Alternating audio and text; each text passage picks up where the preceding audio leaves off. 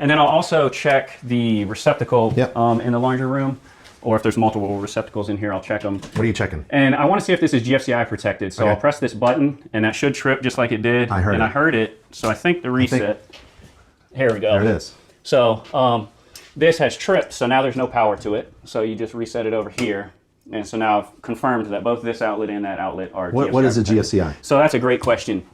GFCI protection is for if you plug something into the receptacle and then you happen to drop that item, blow dry or whatever it is, in water, it'll turn off the power immediately. So prevent a shock hazard for the user. So it's important in areas that have water, exterior, kitchen, bathrooms, laundry rooms, garage. Yeah, exactly. And oftentimes it's not in laundry rooms.